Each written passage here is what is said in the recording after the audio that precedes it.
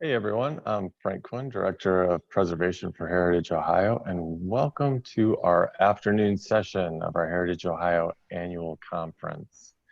I'm really excited about this session, not for the least reason is not only who we have presenting, but our day sponsor. So at this point, I will turn it over to Chad. Good afternoon, everyone, and thank you, Frank, for the introduction. My name is Chad Arfons, and I'm an attorney at the law firm of McDonald Hopkins.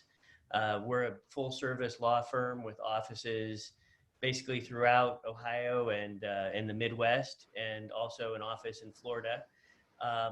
My practice and our public finance team practice really focuses on tax credit transactions, working with groups like Heritage Ohio and developers and investors, nonprofits in rehabilitating historic buildings and creating, financing packages that make those projects possible. Um, and I'm very pleased to be here and supporting the work of Heritage Ohio and this great conference. And I'm very excited to be introducing Sylvia Allen. We just spoke briefly, and I think you're in for a really terrific presentation here. Sylvia, and I won't do her resume justice here at all, so I I'll encourage you do to it. look. But Sylvia is the founder of Allen Consulting Inc. And in that role, she provides public relations services and marketing services for nonprofits of varying types, and essentially provides consulting services of a wide range. In addition to that, she has her own winery and teaches courses and helps people enjoy fine wines virtually now with COVID-19. Additionally, she's a motivational speaker and very successful at that, and providing, again, customized training programs for various groups. And then on top of that, and probably most importantly, she's the founder of a wonderful charity called Sylvia's Children that is providing educational and care for children in Uganda. And with that, I will hand it over to you, Sylvia. Thank you Okay. very much. Thank you, Chad. I will just correct you a little. Don't I wish I owned a winery? See, you saw my wine glass and you thought I owned a winery. That's just plain old iced tea, you know? But yeah, I will take a minute and talk about Sylvia's Children because that's the most wonderful thing that ever happened to me. I was adopted in 2003, asked to be their grandmother. This man came up to me and hands me a plaque, God loves you, and backside says, the children at the Embrisi School want you to be their grandmother. And I took it seriously. He had 439 children, 4 buildings, based on the British model, baby class, top class, MP1 to P7. And 139 of those children were orphans. And I came back to New Jersey and I formed Sylvia's Children. I didn't have a clue what I was going to do. But that has never stopped me in the past. So what I did was I said, all right, that's a nonprofit. I got my own nonprofit and everything. That's a nonprofit, and Allen Consulting is a PR firm that knows how to handle nonprofits. So I made myself my own client, which meant then I could separate myself from, being up to my hairline. And, first year raised $3,900 and da, da, da. So here I am at year 18. I've raised over $2 million by myself. We've gone from 439 children to over 1,000. 26 buildings, a 6,000 square foot medical clinic, a sewing business, 20,000 chickens so we can sell eggs, and 49 pigs who are really prolific so we can sell the pigs, 100,000 mango trees. And just about when I thought I had them self-reliant, because I don't believe you should be dependent all the time, I realized that my P7 kids needed, the orphans, didn't have anywhere to go. So I extended the mission of the charity that any orphan that starts at that school, their education will be paid for as long as they want. So right now we have 100 orphans in high school, 100 in college, and we have 49 orphans that have graduated. the nurse at our school, started our school in P2. COVID-wise, it's a little rough right now because March 1, Museveni, who's the president, he's like president for life, but at least he doesn't go around killing people like Idi Amin did. He just closed everything down. Closed the schools, closed the businesses, stopped the buses, stopped the taxis, stopped the bodas, the little mopeds that are taxis. And they are still not in school. Now, if you think they've been 6 months, they don't have unemployment. They don't have food banks. And about a month ago, I said, you know what, I have to do something. So I contacted the head of the school and I said, Jeffrey, if I send you money, can you put together 1,300 food packs so that the families of our children and our teachers will have some food? He said, yeah, I'll do that. I said, tell me how much. I've learned not to say, here's how much I'll send. I just say, how much do you want? So he needed $10,000 and we sent $10,000. And at least now they've got about a month's worth of food. I figure they're not going to start school till the end of the year, but they've had less than, this is a 43 million population, less than 3,000 cases and less than 10 deaths. So, you know, you can hate Museveni, you can hate Cuomo. If it's keeping people from dying, that's great. Okay, so now I guess I hit share. Yes. While you're doing that, let me just share the stuff that I forgot to share. Okay. That's good. We're good at this. But I will say, you probably never thought that buying a pig could make you feel all warm and fuzzy inside until you've bought a pig for Sylvia's children. So do it, right? Oh, bless your heart. Thank you. So if you have any questions, we have the Q&A box. You can type them in there. We have our chat box. And Sylvia has now mastered screen sharing. You're right. And we'll go ahead and get going. All right, I'll hit the green button and let's see what happens here. Just pick the right one, Sylvia. Okay, here we go. Oh, I did do it. Now, of course, now we come to the, just hang on. We still have one more step to go through, and that is hit slideshow and start at the beginning, right? Son of a gun. Wow, okay. I thought first I want to first thank 3 people, and I'll come to it shortly, but 3 people who had the guts to send me their material to be critiqued. Hopefully you 3 ladies understand I'm not criticizing. I am merely going to help you do a better job by understanding more the sales process. So stand by. So my theory is you can sell anything. And the first thing you have to do is get them to trust you, because they have to believe in you before they can believe in anything else. I went to Northwestern for 1 year in Chicago. I thought that's where I wanted to go. And I needed to work, so I got a job at the Patricia Vance Modeling School.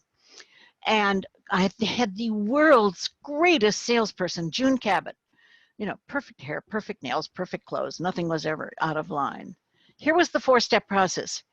Sell yourself first. Sell Patricia Vance second. Sell the idea of the course, and sell the course. Now notice she said, sell yourself first. So that has to be you building this bond with your potential buyer, your potential partner. And then you have to let them talk 80% of the time. People do want to hear themselves speak, so it's not crazy to just let them talk. The word is Socratic selling, which is asking questions. But if you ask questions, then they want to tell you. I mean, I was with a guy who was with Coke. You all know the Coke story, 100,000, however many cases I got. But I said to him, how did you get started? And now I thought he would tell me he got started with Coke. No. When I graduated from high school, and I just let him go until he was done, because he wanted to tell me I asked the question and he wanted to tell me, and I owed him the courtesy of listening instead of saying, oh my God, I don't want to hear everything, you know, high school and everything. Just tell me how you got this job. So let them talk. And then the third thing is you have to be transparent about you and your product. You do have to be honest. If there are problems, if there are concerns, if there are issues in the community, you need to get them out there. And they need to be aware of that. You're not going to dwell on it, but you don't want something hidden that they find out about it afterwards and then say, how come you didn't tell me? So you've got to be transparent about what it is that you're selling. I love this one. Don't sell ice to the Eskimos. Now, I do think with the way we're having global warming, we may be able to do that someday, but for right now, don't sell ice to the Eskimos. Sell what you've got to the person that needs what you've got. And remember, I am hot on Main Street. I love Main Street. It is America down to its toes. So keep that in mind, keep that pride, and keep that understanding that they need you because you've got a worthwhile project and you have people. I think the most important thing is to be optimistic.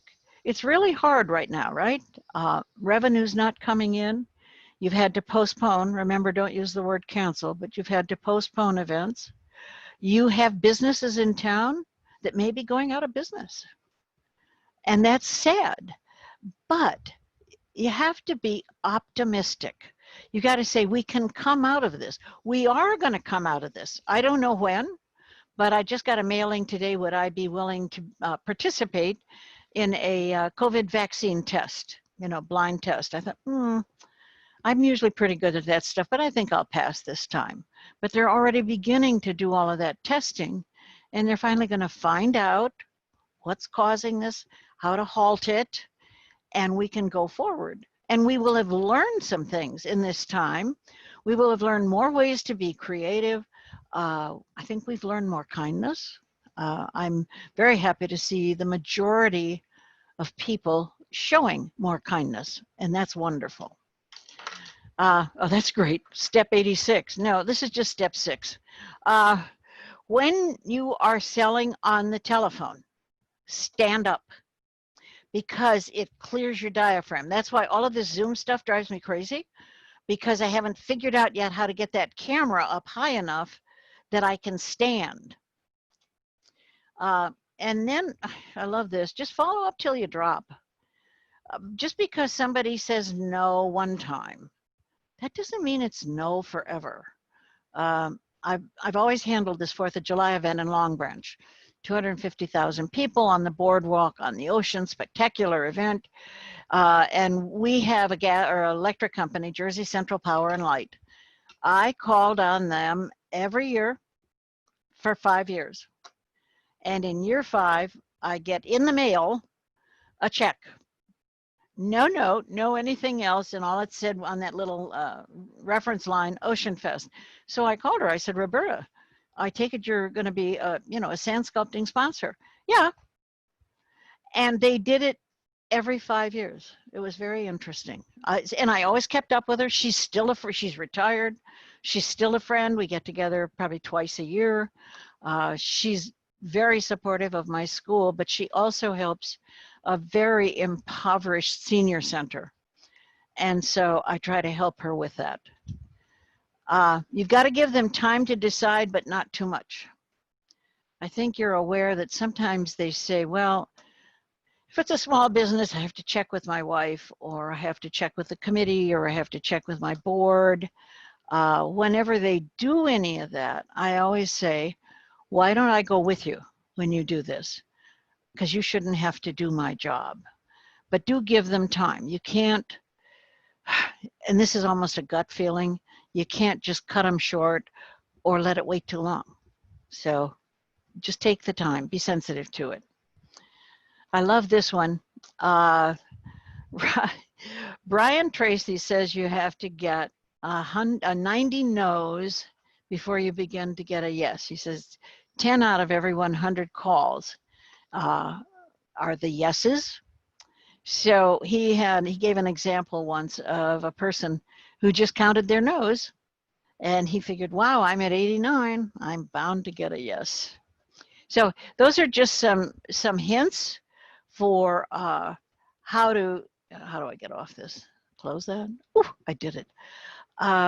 What I'd like to do now, just stepwise what we're going to do, I did the how to sell anything. I want to talk about these sponsorship packages, and then I want to talk about pricing, and then I'd like to talk about how to start a festival, especially, you know, in today's world.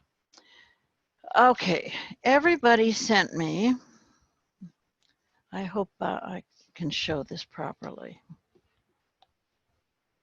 Beautiful 4-color stuff, right? Page after page after page after page. Okay, great pictures and 11 or 12 point type. All right, A, less is more. If I've got to go through this, and now I've got to do this, whoops, and then I've got to do this, and then I've got to do this, am I going to stick with it the whole time? I'm not going to stick with it. I'm busy. I have to manage things. So the first step is don't do this. They don't need this. Secondly, arrange it easy for them. And again, Lorna, I'm picking on you, but everybody did the same thing. So you're all in the same boat. She has Taste of the Arts, Pequot Farmers Market, Rockin' River Duck Drop, Christmas on the Green, Holly Jolly Run, Foot Chocolate, Downtown Pequot Chocolate Walk, which sounds great, Downtown Pequot Holiday Horse Parade, Pequot Holiday Parade, Down a River, Down a Beer, New Harvest Days.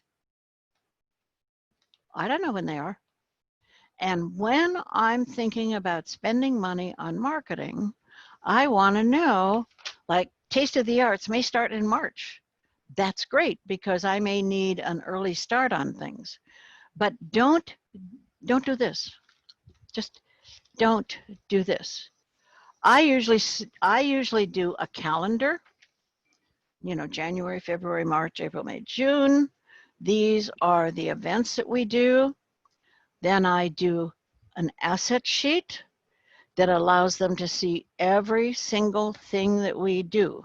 Posters, flyers, banners, table tents, radio station, TV, whatever it may be. And then when I go talk to the sponsor, I take that with me and I say, let's find out first what you want to do. Let's see which events appeal to you, or do you want to be an annual sponsor? Remember, it's easy to get an annual sponsor because they get greater value by taking the whole package than just taking 1 or 2. And then I walk them through the value, I give them the value sheet, asset sheet, and say, let's talk about this. Is it important to you to be involved in our PR? Is it important to you to come to a board of directors meeting? What is important to you? And let them pick. This ties in with that whole concept of being willing to negotiate. Because if they pick, and when we do pricing, you'll know how to figure out how much this is all worth. You'll already know what it's worth. And so you're able to easily quote an investment, not a price, an investment. And I don't know if any of you have been successful in getting farmers market sponsors, but sponsors love farmers market, especially realtors and car dealers and RV dealers, because you get those kinds of customers that come. So first thing is get rid of this. I don't know how you print these up. If you print them on a color printer, it looks chintzy. If you're spending money on quality paper, my first reaction would be I'm a buyer. What are you doing with my money? So you don't have to do color. There used to be a guy, an agency guy, who said, sell the sizzle, not the steak. Why do I want to be involved in Main Street, Piqua, or in Main Street, Delaware, or Main Street, Delaware, no, Vermilion, or Vermilion? Why do I want to be there? I don't, oh, and by the way, never use the word prospectus. This is a prospectus for something. No, it's not a prospectus. And it's too much stuff. Stuff, stuff, stuff, stuff, stuff, stuff, stuff, stuff, and stuff. People aren't going to look through this.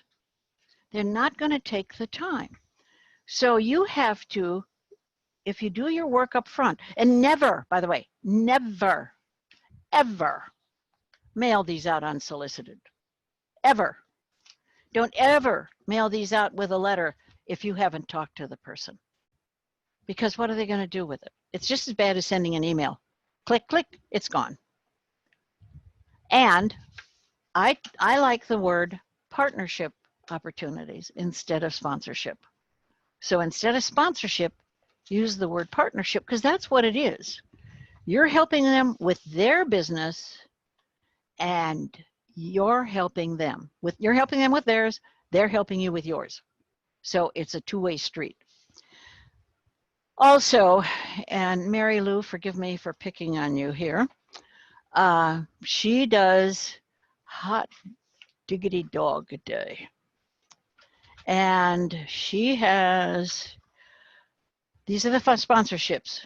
Sorry, I'm too far ahead. The costume contest, the good dog, the happy dog, the little dogs, wiener dogs, and downtown dogs. No.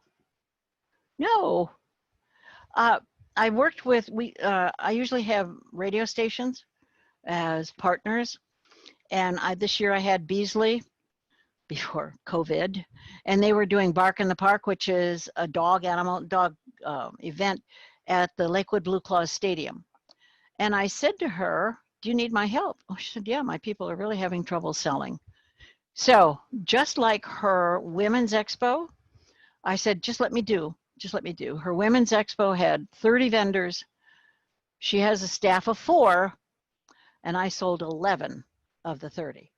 So her 4 sold the rest of those. I did not have one piece of marketing material. For the Women's Expo, I called them. I said, are you trying to reach the women's market? My open question. Yeah.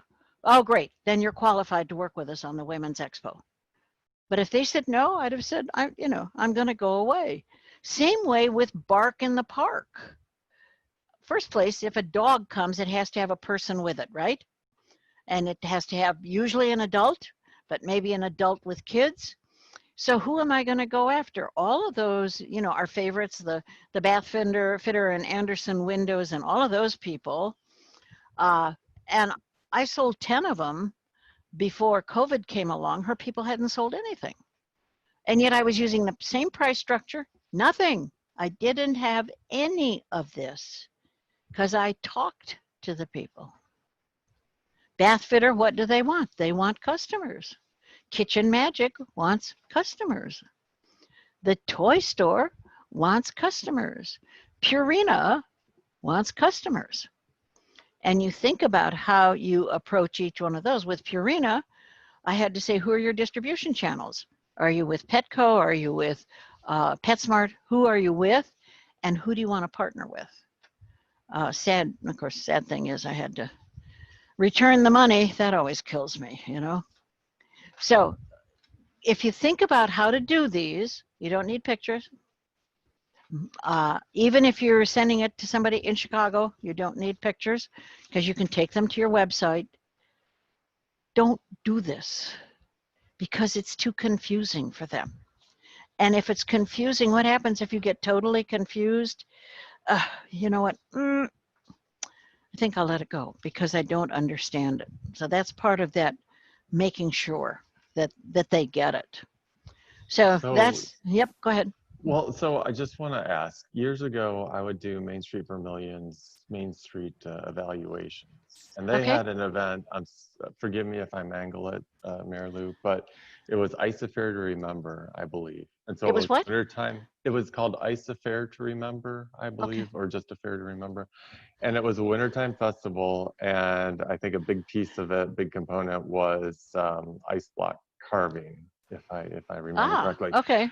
The really cool thing that they did was that they put this book together, a real nice coffee table book after the fact Perfect. of just like awesome photographs of people having fun at that festival. And when you were talking just now, it made me think it's like looking at that, it's kind of like that's the sizzle of the event, Yes.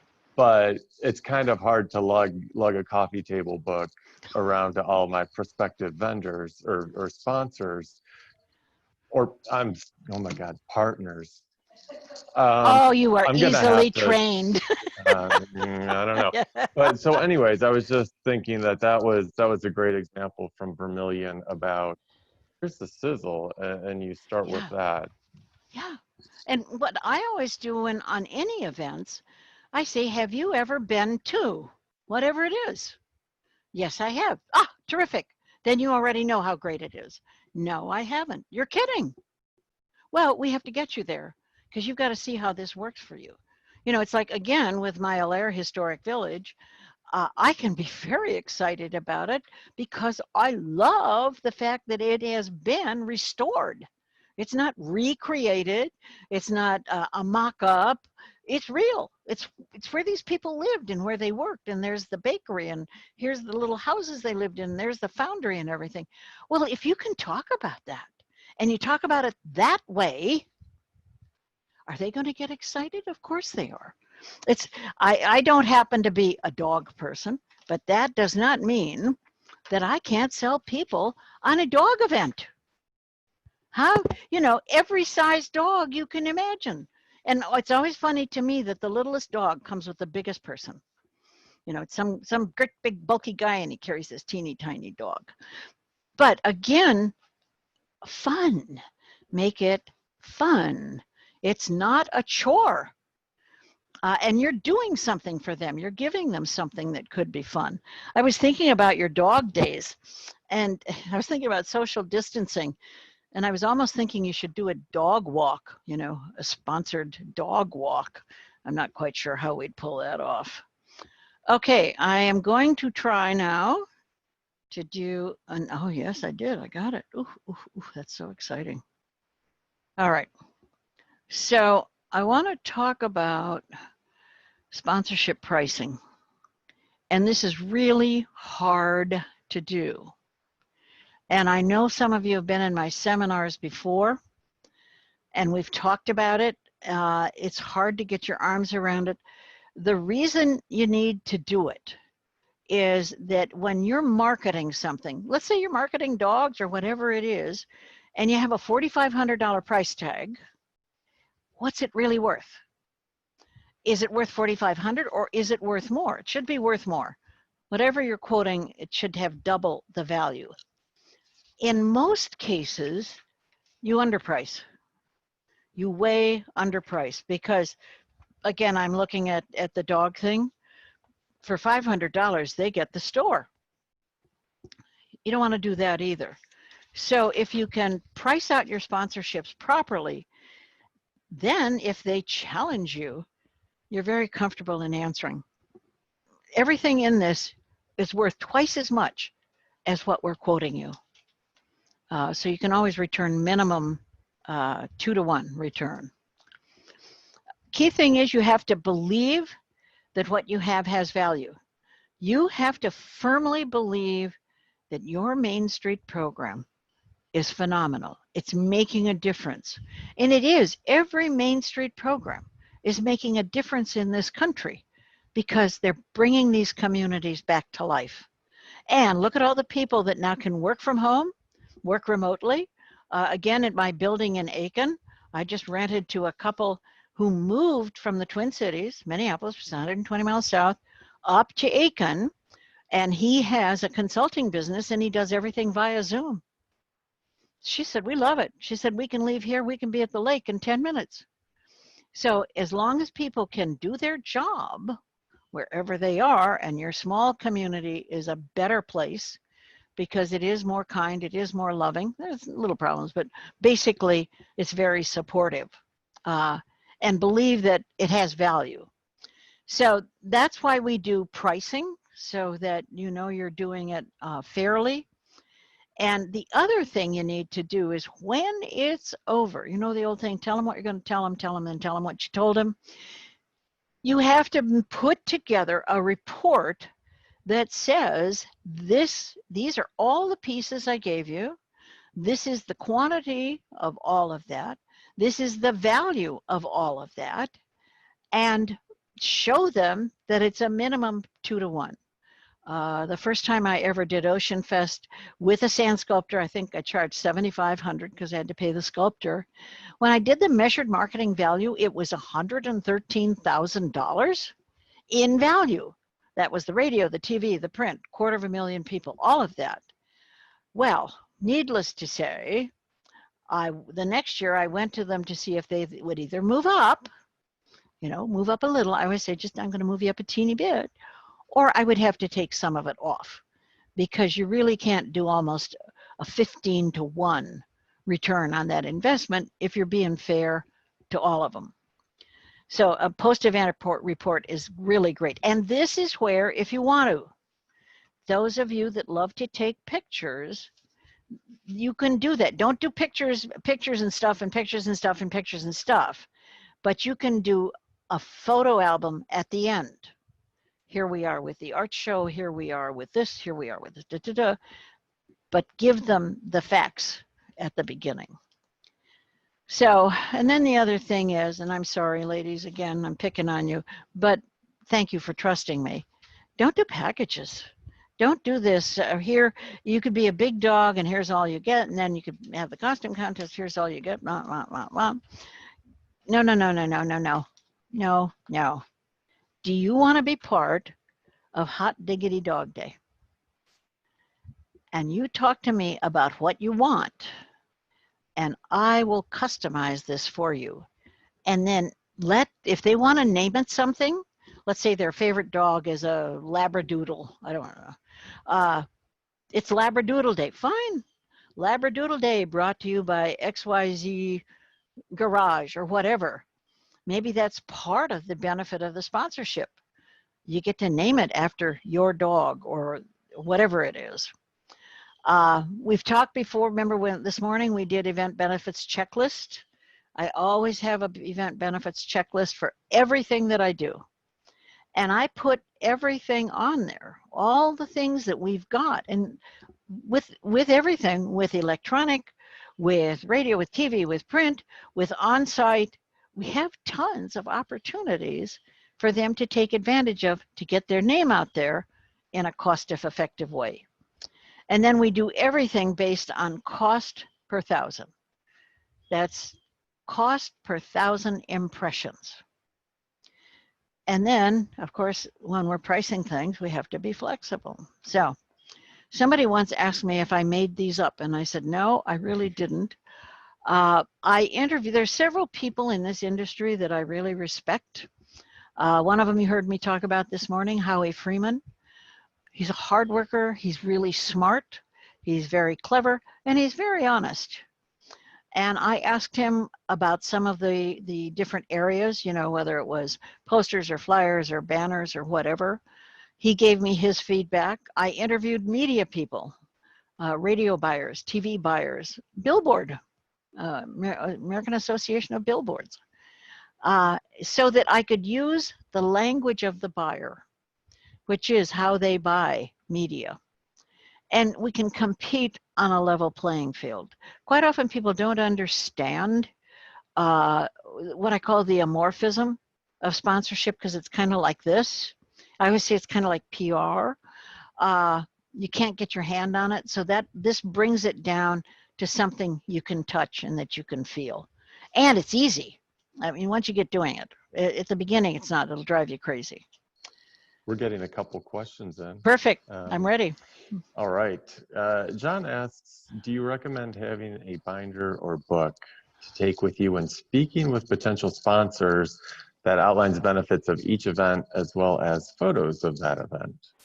Now, John, what do you think my answer is? No, no. I don't take anything on a sales call.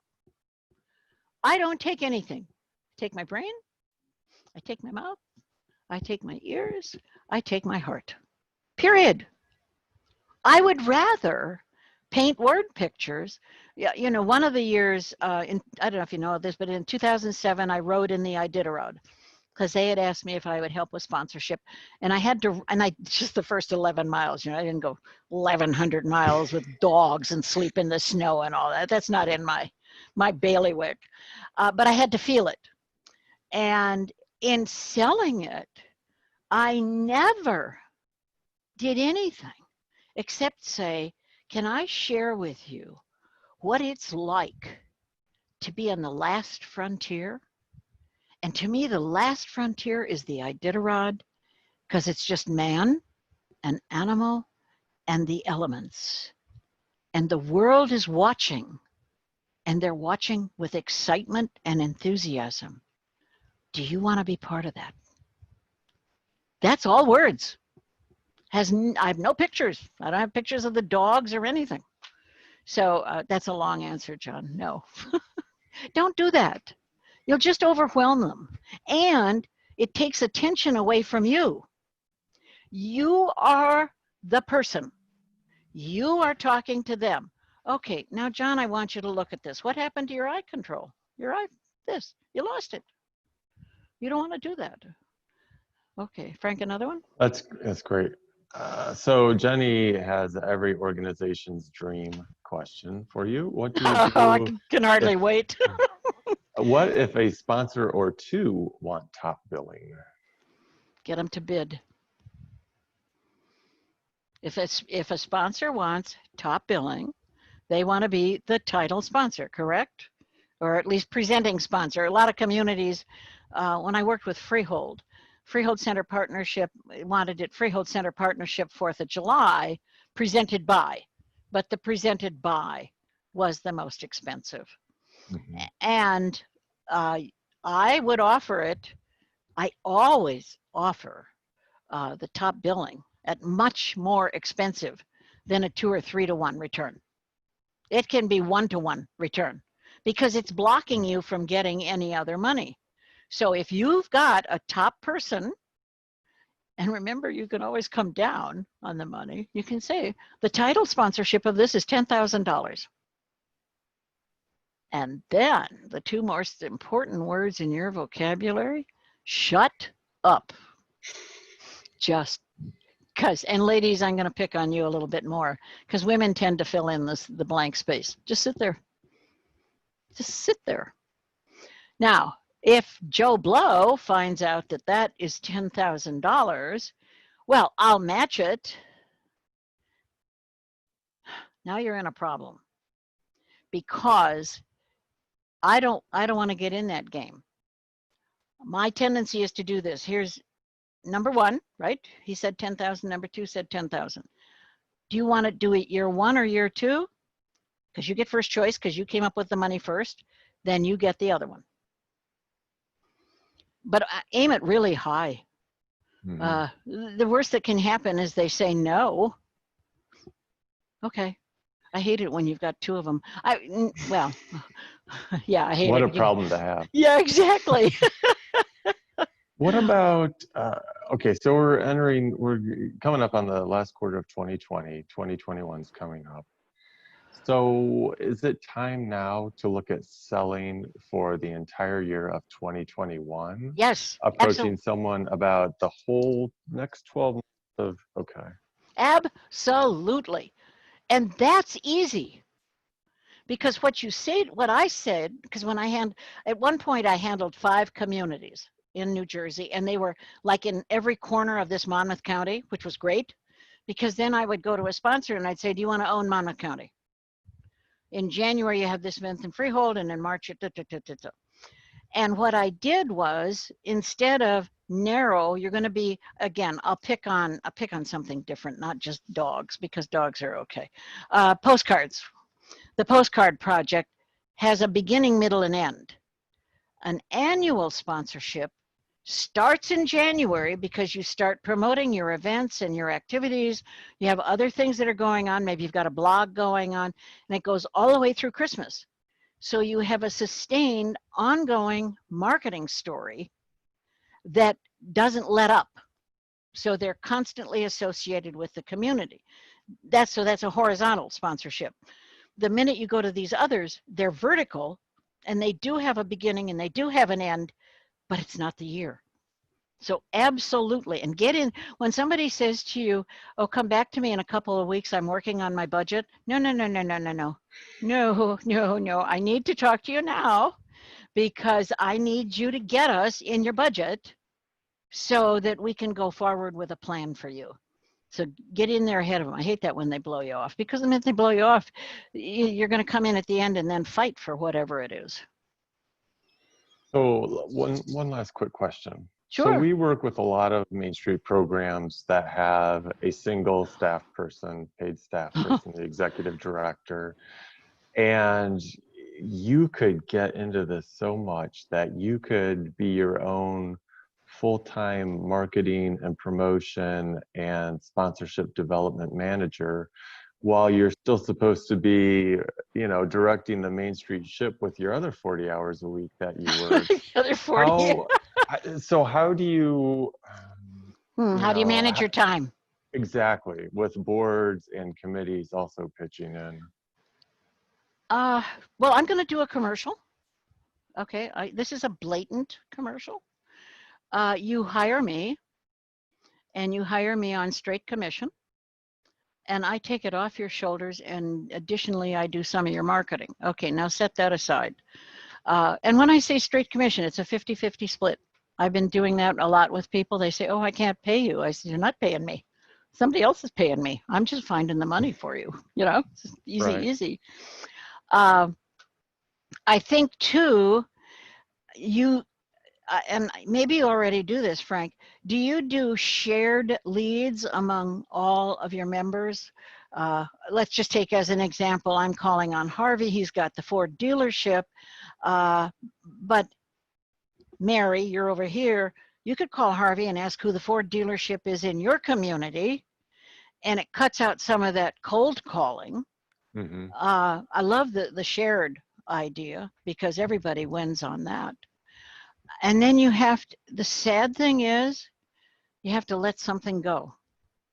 It's so easy to have your list, right? I need to do this and this and this and this. And we do all the things we like to do. Ooh, here it is, 5:30, and I was supposed to call the BMW dealer. Well, I'll call him tomorrow.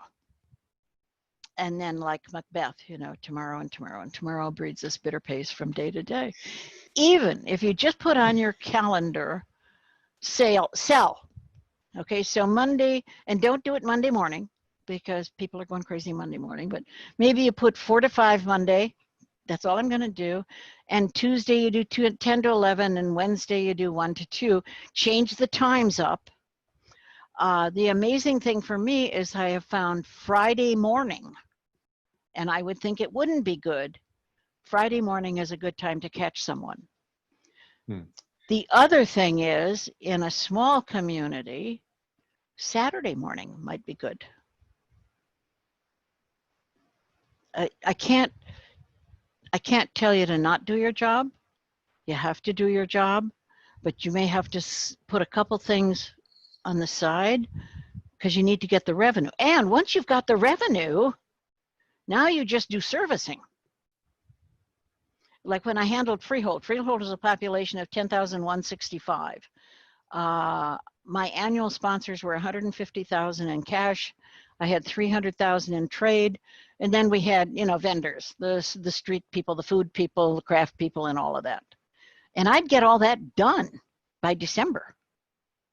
So then all I had to worry about was management of the events. Mm-hmm. And does that? I think Answer. so. I think so. It's like you say, it's a tough proposition. Oh, it's awful. Because you don't have enough time. I know that. You're all overworked and underpaid. What's the rest of that? Oversexed and underlaid or something? I don't remember what that was.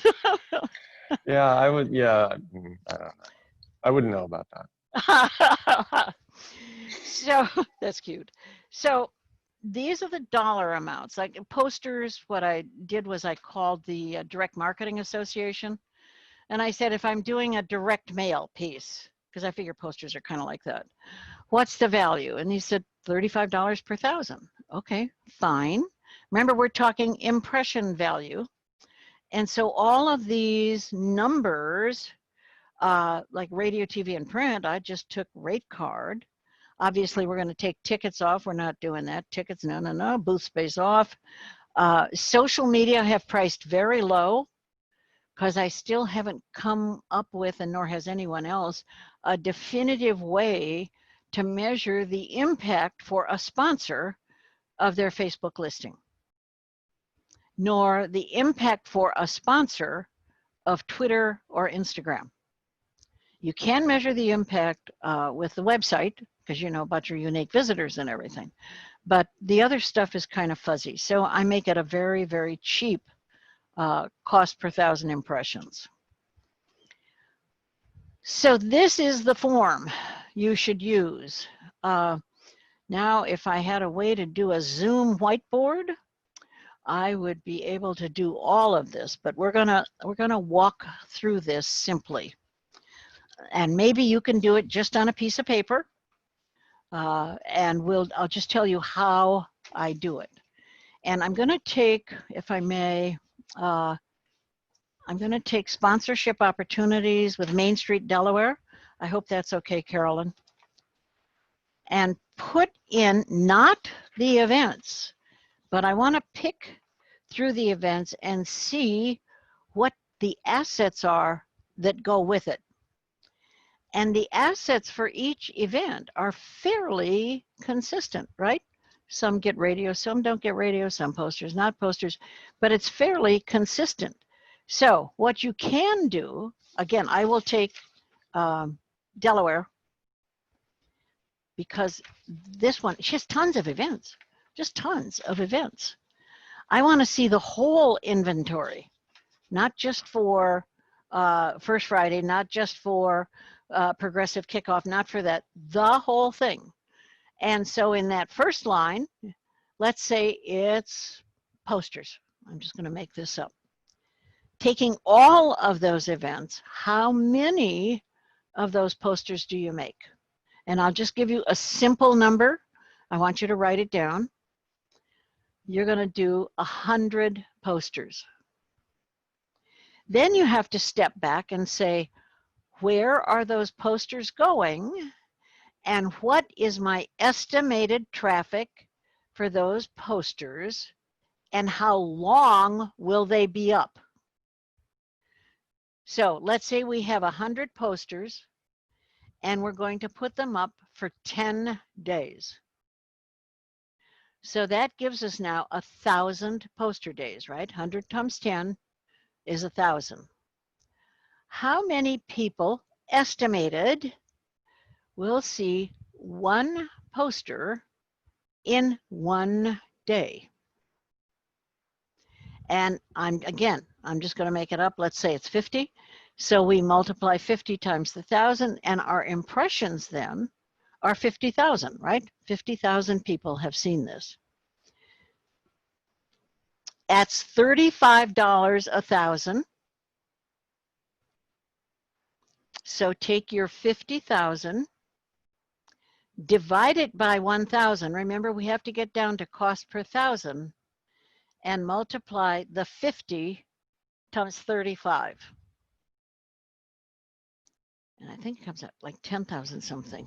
I haven't done it, but that's how you work these numbers. Now I'm going to go to the next page and be able to walk through this, because you always want to know your quantity, and simple things like flyers. The quantity is exactly the number of impressions, right? Because you hand it to somebody, and other than them maybe passing it on, it's really just, you do 10,000 flyers, that's 10,000 impressions. It's the posters and the billboards and the table tents that have this ongoing traffic and visibility. You'll also notice if you go to billboards, it's a very cheap cost per thousand, but that was only typical of Freehold, New Jersey. If you do have a billboard and you are allowed to put sponsors on it, call the billboard company and ask them what the traffic is by that billboard on a daily basis and what is the cost per thousand, because they have those numbers. You know, we're going to get rid of on-site signs because we're certainly not going to do that. And booth space, we're going to get rid of that. The other thing is too, if you want these PowerPoints, maybe I'll just send them to Frank. Frank will have everything, and then you can request from him those. So we did the posters, right? So we know that. And then billboards, how long are they up? How many cars will see it in one day? You're just trying to do numbers. And when you can do numbers, it makes it easier to figure out the value. So here are 2 billboards up for 30 days, 10,000 cars per day. We have 600,000 cars that will see this one billboard.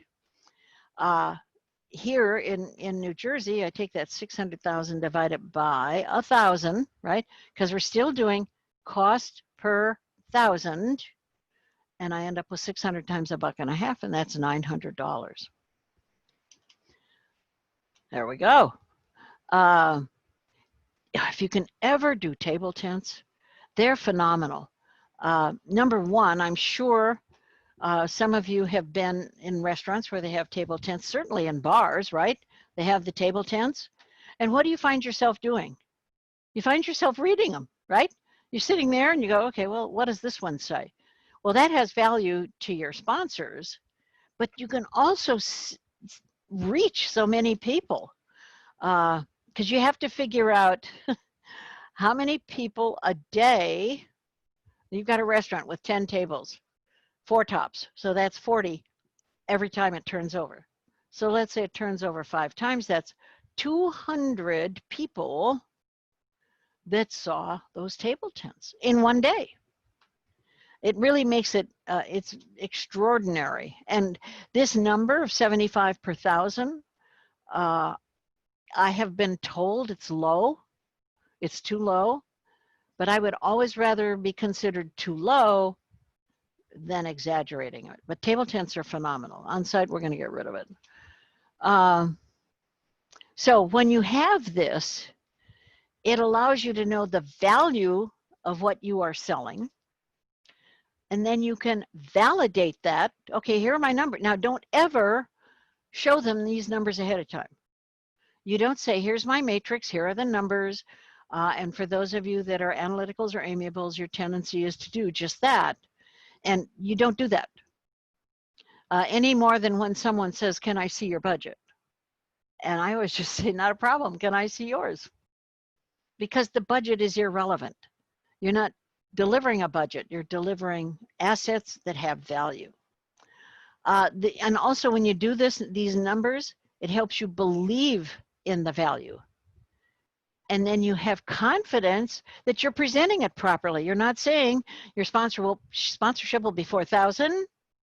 Your sponsorship is $3,995. You know what it's worth. So it's important to do that.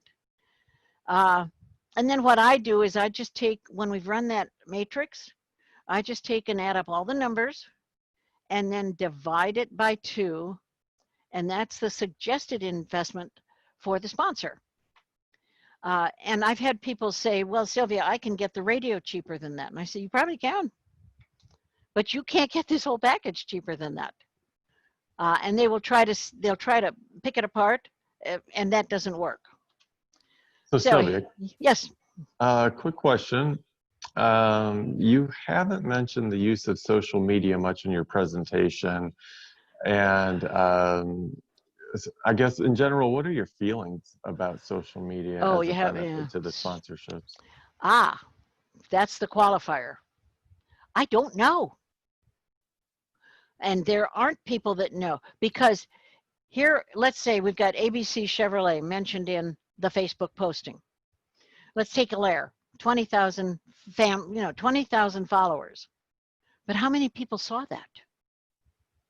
And how do you measure it? My belief is you have to have it. You have to have Facebook, you have to have Twitter, you have to have Instagram, LinkedIn. You've got to do all of those things. I have yet to figure out the value. And I did have somebody tell me, well, it's this and this and this. I said, I don't buy that. Because I said, they've got to see some value back to them of doing it. And I realize that's a long answer to your question, but I can't find anybody that can validate it legitimately. So like old-fashioned in the newspapers, the ad would include a coupon or, you know, some other way to, you could start to figure out what that 50% of my advertising that I spend on is actually doing me good, instead of, you know, that old saying about, I don't know which half is I don't know working. which, yeah, exactly. Yeah. So is there a way you can do that with social media, like with Facebook on your postings, but I guess you're creating a strictly Facebook posting that includes some sort of, you know, this is how we're going to track you or how we're going to figure out. Well, you're not allowed to do things like posters. I mean, coupons. You can include them if you want to do some paid Facebook advertising.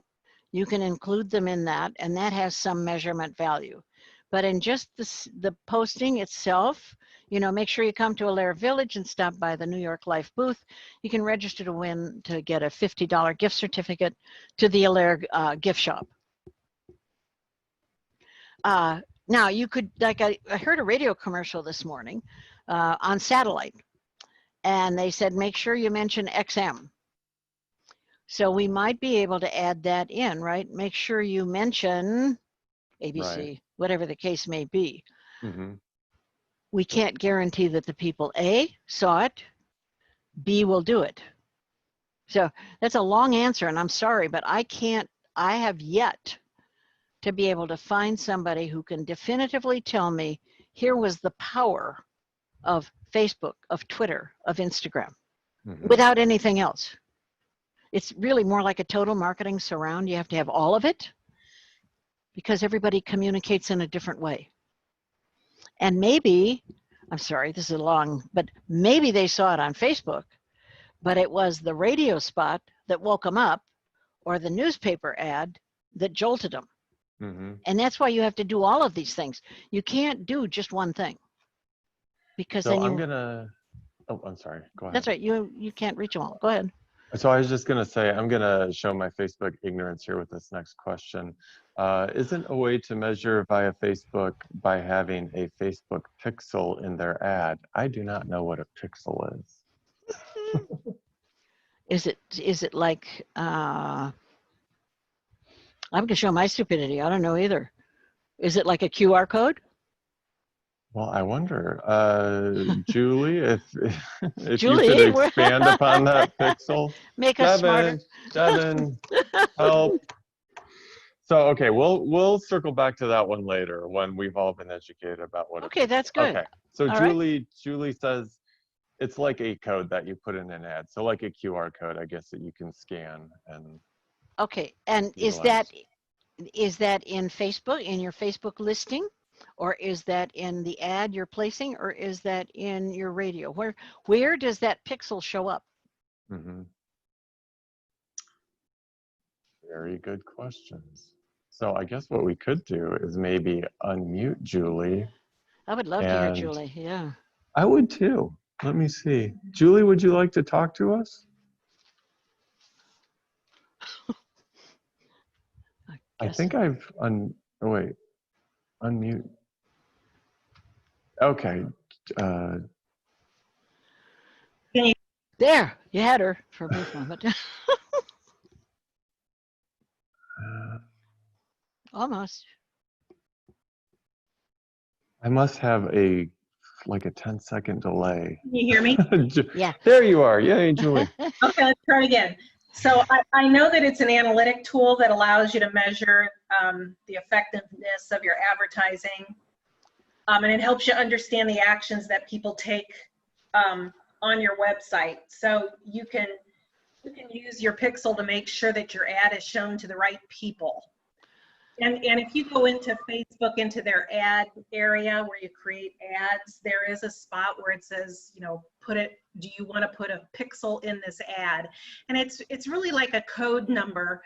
And then like if you want someone to go from your ad to your website, you can assign it a pixel number, and then it will count the people that go from that ad to your website. And when you say ad, are you talking A Facebook ad. Facebook? Okay, I just wanted to make sure I knew which ad you're talking about. Yeah, Can it's you? like Can you? you create a Facebook ad and you assign it a pixel, and if you want it to go to your website, or if you want it to go to, I don't know, I imagine since Facebook and Instagram, you might be able to do it through Instagram too. I'm not sure about that. But you know, you can at least assign it to your website, so or your potential sponsor's website. So if Joe's Diner is sponsoring, is a sponsor, you can have that pixel go to their website. If a person clicks on that ad, it'll go to their website. Have you used this before? I've used it once or twice because I'm just really starting to learn it. And yeah, I mean, you can certainly get analytics on it and understand what people are what age group you're focusing on, or what types of people are looking at this ad. So that's a way to do it. And where did you get that information from? Facebook, or how did you come by it? Well, I learned it through another like a seminar that I took, and then I've been reading about it through Facebook, and you can learn about it through YouTube videos too. Okay, thank you so much. We also You're welcome. have Elaine who chimed in, who said, from Facebook, a Facebook pixel is a code you put on your website. It collects data that helps you track conversations from Facebook ads. Ah, great. I've already learned a bunch of stuff. And then we have one question, which I'm not sure if we can answer it, but can you add more than one pixel to your ad? For example, utilize more than one sponsor. Oh, I don't know that. That I'm not sure of. Very good question. And I'm afraid we don't have the answers. Right. I certainly don't. I can't wait to find out about this, though. This is great because nobody's ever told me about this. Okay. I'm too busy getting these CVent virtual seminar books. I want a book on pixels, you know? Okay, so the different categories, again, don't go cutesy. If you've got a title, and title can either be at the very top, or it can be the one you don't want to mess up your town's name, so you put it right here. And then you have presenting, you have associate, you can have official product. A vertical sponsorship, we're just sponsoring, like the dogs. The dog thing was a lot of vertical things. And of course, and don't ever call it cheapskate, but that's basically the guy that says, well, you know, I don't have much money. Not a problem. We need to get you started. And what about an initial investment of only $250? And let's see what we can put together. And that way, you know, you're testing the reaction to the price. You do have to, remember when I said divide by 2? You have to adjust the numbers based on what the market will bear. Remember what I said with PetSmart? They paid $7,500, they got $117,000 in value. There's no way on earth they would pay $117,000. There's no way they'd pay $55,000. The most they would pay was $7,500. So I had to modify down the other direction. And then this is the post-event report. This is where it's the old tell them what you're, tell them what you're going to tell them, then tell them what you told them. This is tell them what you told them. And this one you can be very precise. Remember what we did at the front end? You did 100 banners. They were up for 30 days. The exposures were, and the measured marketing value is. So, because quite often sponsors will say, gee, I didn't see much. My favorite is the woman who stood underneath a banner and said, I can't see my name anywhere. And I, how you grit your teeth. I said, just look up. There you are on the street banner. Oh, well, you never told me. That's okay. That's all right. But you always want to deliver a minimum of 2 to 1 on the post event.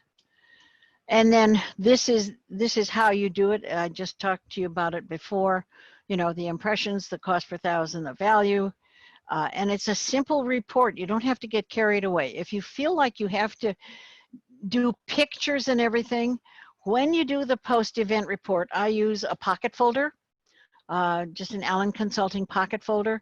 And on one side, I have a certificate of appreciation presented to the buyer and then their company. I always want to recognize the buyer as a way of saying thank you for making this possible. And then on this side, I'm going to have this report, and then underneath it, a sample of everything. Let's say a sample of a poster, sample of a flyer, sample of the radio ads, sample of the newspaper. If you want to, take photos of the events where you, now obviously we're not right now doing events, but if we were, we would take photos of the events with their on-site signage, with people at their booth and so on. That's when you can do all of this, because then it allows you to reinforce, when you talk to them, reinforce their decision to have done this, which was smart. And it'll become second nature. It will become automatic. You see a poster, you go, oh, that's 35 per thousand, da, da, da, da, da. And as they're going through that asset inventory list in your head, you will know. It's just like my talking to Mark Ream, like I talked about this morning, the guy from AccuZip. I knew exactly what everything was worth. So as he's checking off, I'm adding up in my head. I've always played a game in the supermarket. How close can I come to the total? And it's just, a little exercise there, but it allows me to do this very easily. Now this is from Selling Power, which it was a good magazine. It's now a good e-magazine. Sharpen your targeting. Don't just throw it out there like grass seed. Figure, I'm going after this person, and I'm going after this person, and I'm going after this person, because your closing ratio is better, for one thing. Get clearer on what it is you sell. You're selling affiliation with Main Street, which is a powerful opportunity for them to increase sales, improve profitability, enhance their relationship with their employees, whatever they want to do. Get credit for the value you've delivered. Make sure they understand the value. One of the things people tend to do is, okay, we're going to get XYZ Bank. They're going to hand us $10,000 for the year. Thank God I don't have to talk to them again. But you do. You have to talk to them on a regular basis. If nothing else, say, by the way, did you see the ad in the paper? By the way, did you hear it on radio? By the way, have you looked at our website yet?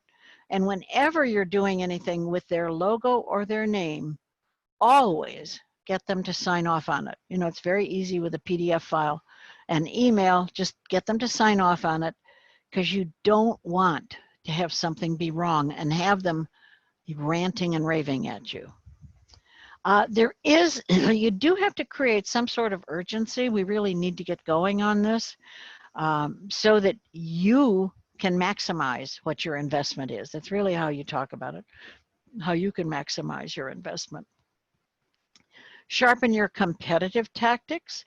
I'm sure you hear, well, gee, Sylvia, we support the chamber, we support the local Rotary, we support the Lions, and I go, that is great.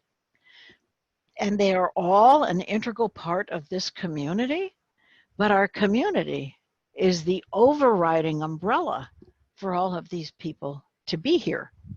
And so your participation will demonstrate to all of them your belief in the community and what they're doing. And then, of course, leverage existing relationships. That means either taking an existing sponsor. Do you have any ideas about people I could approach that could benefit? Again, go back to Howie Freeman. Remember, he had the president of Quick Check on his team. That president of Quick Check not only helped him get into those 7,800 stores, he went with Howie on sales calls and said, we had a great relationship. So think about how to leverage those relationships. I just thought this was fun. This has nothing to do with anything.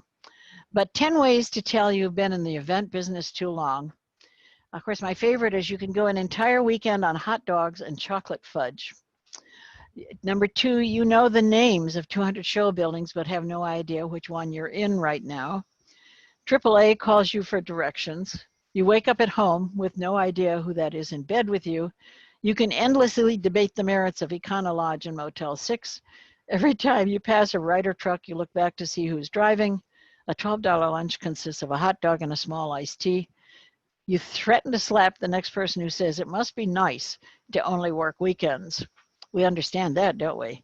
Every story you share starts with, remember when? You have friends from all over the world, but have never met your next door neighbor. I just thought those were really little fun things. Okay, now comes my opportunity to bring up the next one. Comes my opportunity to pray. No, it's not that one. Hang on.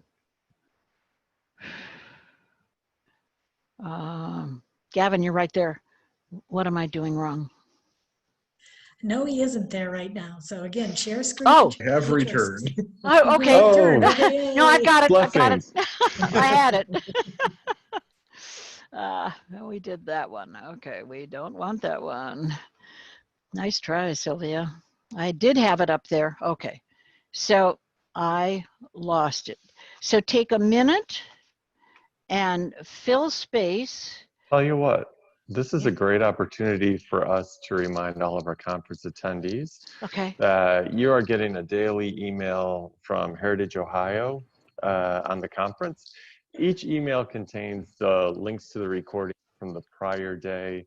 You can also access the event page, which is another way to access recordings from the previous day. You can check out the virtual vendor hall. You can check out the resource room. Joyce did a lot of great interviews with a lot of our sponsors. So when you get a chance, check that out.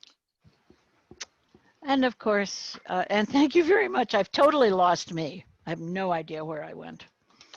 But this was the last one, because one of the things you're going to have to do is rethink what you're doing, right, in your communities. I appreciate all of the packages that you sent, but you may have to think about what you're doing. And earlier you had asked about board members understanding. I think you need to talk them through this process so they understand it's not just, hey, I've got this idea, let's go ahead and run with it, because it takes a lot of work. Mm-hmm. So the first thing is, it can't be just because Joe Blow wants to do this, that you don't look at your community. What is good in your community? What won't work in your community? Do you have mostly seniors in your community? Or is it families? You know, what is it that's in your community? And how can you provide them with events and activities that will meet their needs? And then step 2, what is the theme? I'm sure I've regaled some of you in the past with my idea that I had for Aiken, Minnesota, was to do the first annual Redneck Festival. And as you know, first annual is an oxymoron. And I got national PR. I had it on Good Morning America, and I never got to do the event because they said, how dare you call us rednecks? I said, I'm not calling you rednecks. I'm calling it a redneck festival. Well, call it Fall Festival. I said, I don't get national PR for a fall festival. I get national PR for a redneck festival. I said, and my whole goal in having it was to call attention to Aiken as a destination. not just a cute, adorable town, but a destination. So think about what your theme is. How does it fit into your community, and how does it work to get some good marketing and advertising? And then where are you going to have it? I think we're going to end up with lots of little pod events, and I don't quite know how to say that, but let's say you have 10 stores and you have an event. Each store within their location will have a component of that event, and we would devise some way to drive them from step to step. It would allow us still to do social distancing, allow us to do the masks, but planning. Okay, Frank, do you know how I get my face back, or am I just dead in the water? Or is Devin, how do we get? Well, we see your face. Oh, do you? Then I'm not going to worry. I don't see my face. What you should, no. You don't? No, it's wonderful. I don't have to look at me. No, I just wanted to make sure because I'm still talking to the camera. I'm doing like I'm supposed to. I think we all see you. Okay, fine. Then we'll leave. I'm going to leave it alone. But I'll also show off this book. We have the link in chat. Enter the contest to win the second copy of Sylvia's book by 4 o'clock today. Yay! And then when are you going to have it? Step 4.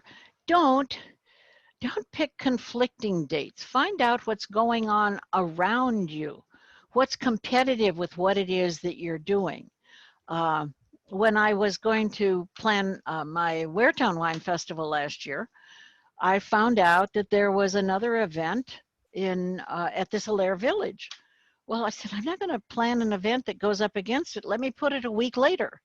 Because whatever it was at Allaire Village, it was brews, blues, and barbecue or something, but it was still drinkers, right? So whether it's beer or whether it's wine, I didn't want to run up against them. So modified the date so that we could cross-market to that other group.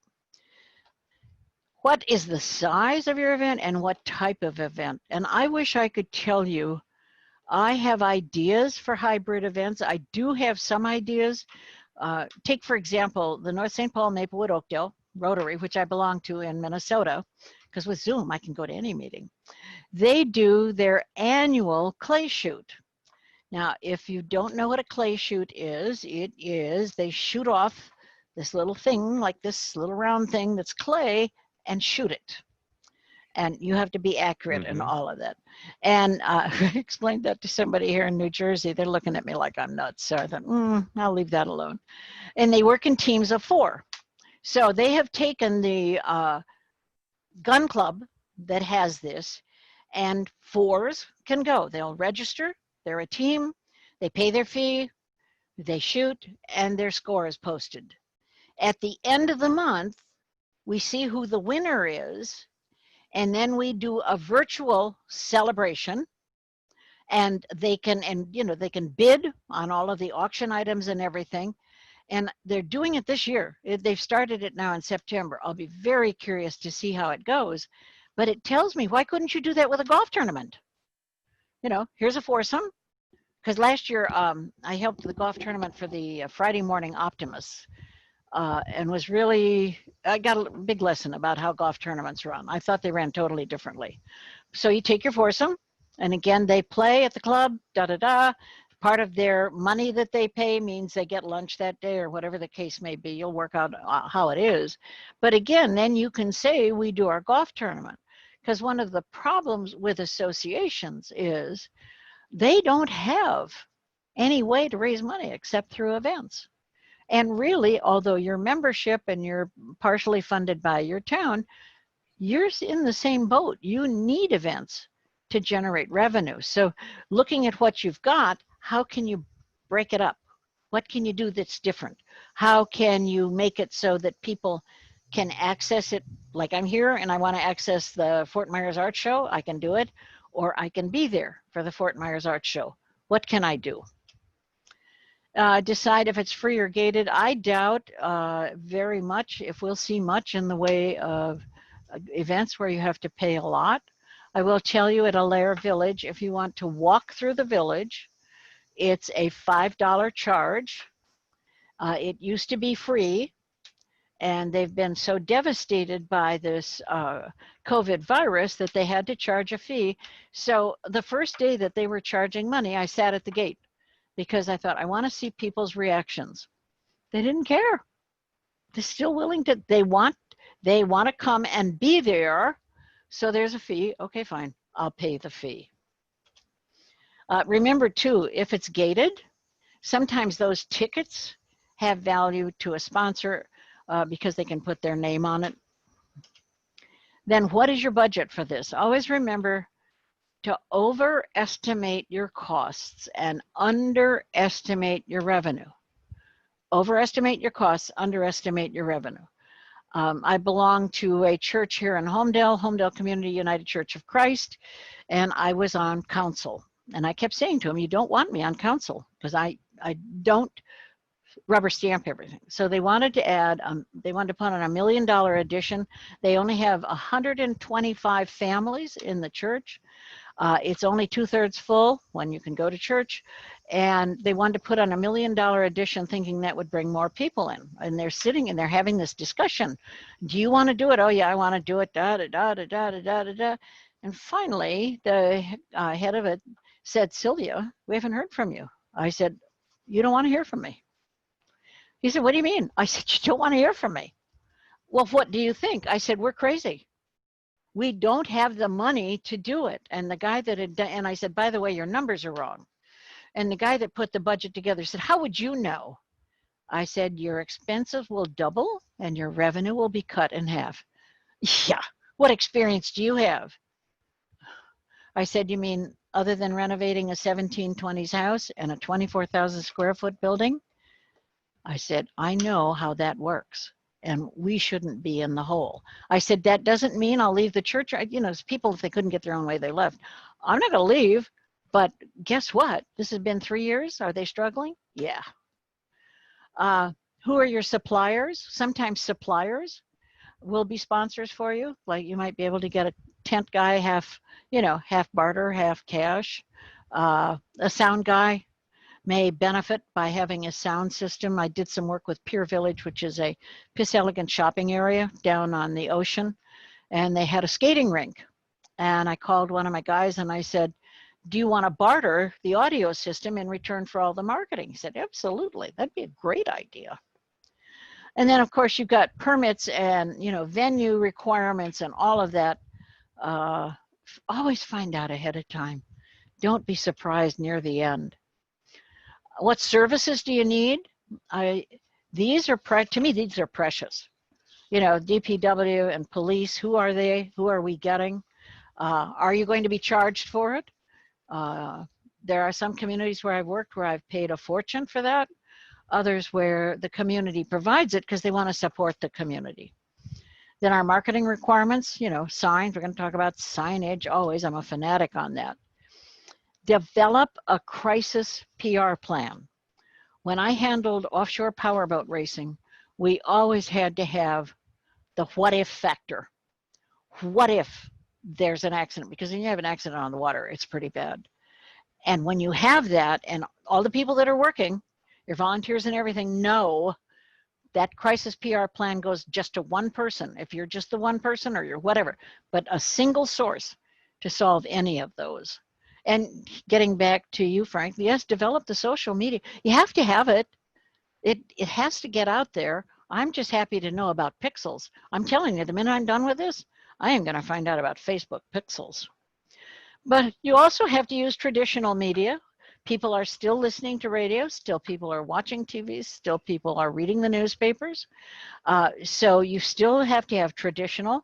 If you're doing your PR, overreach with all of that media and make sure you have contact names, not editorial desk or whatever, or promotions director, but an actual name, and just keep sending it to them. They're desperate for material, and if you're doing something interesting, they're going to want to do it. Look at the free listing places. When I do wine festivals, we have about 10 free wine, Juice New Jersey and Traveling Vineyard and all, and we just get a free listing. So it's worth it. When do you announce it? Way in advance. Start planning a year in advance. Just let people know you're going to do it. None of you charge enough for vendors, but I don't think we have to worry about that right now until we're going to have events with more vendors. all of that. You know when to solicit sponsors now, right? We do it right after you're through with this seminar. The fourth quarter of the year, go after the sponsors, go after them for a year, or break it down half. I usually do go for a year, half year, or by event. And then if you are having vendors, notify them early on as to what's happening. Get on the phone. You've got to get on the phone. Road bumps, sponsors, vendors, rebudgeting, hidden costs, and of course the unknown. I am optimistic, because I belong to the Friday Morning Optimists, that we will come through all of this a better country, a better world, and I think we will have learned something. This was just my case history about the Minnesota Redneck Festival. It was great. I had people from New Jersey who were going to come and everything. I still have the plan.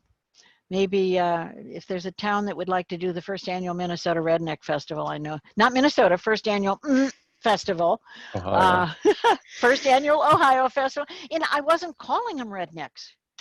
It was because I had researched a whole bunch of rednecks. The biggest redneck city in the United States is Atlanta. Okay. I said, you're Aiken. It's Atlanta. Why can't you be tied in with that? Anyway. So the first annual Genteel Country Folk Festival. Yes. We are pushing right up against 3:30. I thought we were. If there are any other questions, now is your chance to ask them of Sylvia. And I got myself back. I'm really excited about that. That's good. Oh, yeah. High IQ. Is it right to say baby steps? Absolutely. Well, technological baby steps. Yeah, you have to. One thing at a time. Look, I got better than this morning, so each step. Hey, Julie, I have a favor to ask of you, though. You have my contact information. Would you mind calling me afterwards? I would like to talk to you about pixels, because I really feel stupid that I don't know about that. Okay, well, I don't know a ton, but I'll help. I'll see what I can do. Yeah, no, I mean, or anytime you can. I don't care. Whenever it's convenient for you to call. Sure. Or send me an email. Just say, idiot, here's how you do it. Good grief. Okay, sure. Thank you. Great. Well, we have certainly enjoyed Sylvia's inimitable style that you always bring to the table. We love it. And it's been a great couple sessions, and it's wonderful that all of our conference attendees will have the chance to review these recordings. We'll send along that link to you all. I believe it's later tonight or tomorrow morning. Of course, McDonald Hopkins, Chad, Kirsten, thank you for your conference support and helping us bring speakers like Sylvia to our conference attendees. I guess the last thing I will say is that, and we can say it, we have our second annual pitch party coming up at 5 o'clock for our happy hour. Yay. So it's not too late to figure out your pitch to our happy hour attendees. That starts at 5 o'clock. So if there isn't anything else for the good of the order for this afternoon, I will bid you all a good afternoon, and I hope that we see you all again very soon. And thank you, Ohio Main Street. Bye-bye. Thank you, Sylvia. Bye.